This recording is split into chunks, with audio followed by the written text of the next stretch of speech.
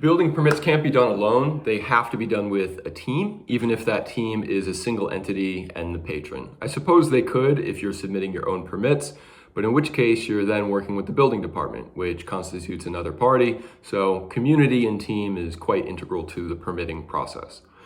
As mentioned in an earlier video, the different buckets to keep in mind for doing something like, say, a renovation or new construction is going to be architectural, which many times can also act as the management for the whole team, the structural engineer, the civil engineer, and in some cases, the energy consultant, depending on the municipality. Okay, so those are the different buckets of consultants that are needed to do a new construction, to do a renovation, and all the things in between.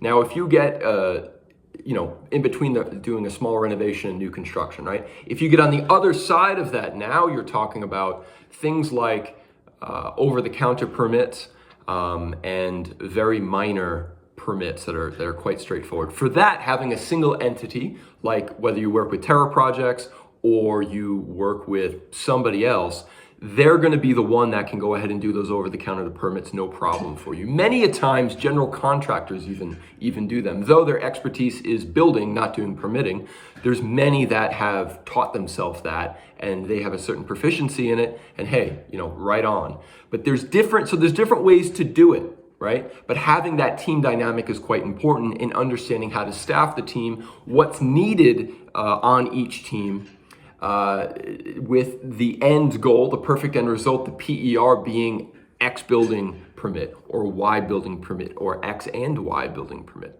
Okay, so the team structure itself, you got to get that right before you embark on your project. The second component to keep in mind, team dynamics. We have worked with our structural engineer on about 96% of all of our permits that we've ever filed that need structural. The reason is he's great to work with, great communicator, owns anything that he misspeaks on. So say, for instance, he's a couple days late on submission. He says, hey, David, listen, I'm sorry, man. This came up. Okay, right on. He owns it. So that communication is so important.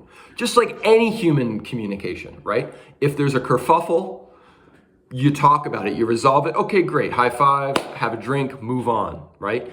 Being able to repair when there's discrepancies is very, very vital. This might seem a little personal helpy and not really about building permits, but when it comes down to it, human relationships are everything. So I highly recommend work with somebody that is an incredibly good communicator, right? And is competent. Now, if you're an incredibly good communicator, but you're not competent, it's pretty hard for you to make any room in the marketplace for yourself to deliver value to people. At the end of the day, people are looking for value. They're looking for results. It could be a very nice, cordial conversation, but let's get some damn results is really what's going on in the back of their head. So in order to deliver them, your team better be good. Your team better be great, actually, right? Because then what you can do is you can bring real value that other people aren't bringing to the marketplace and deliver something that's worth something to the people. Okay, so what I would say is structural engineer and the architectural, they've got to have a good working relationship, really. Our civil engineers, we have a couple of fantastic ones. We typically put that out to bid so that our patrons can get a lower number. The competence has to be there. If the competence isn't there, they're not going to be on the team. But if the competence is there, great, we'll put it out for bid. We'll have a couple different numbers come in, and then we'll let the guys do their soils tests, etc., whatever needs to get done.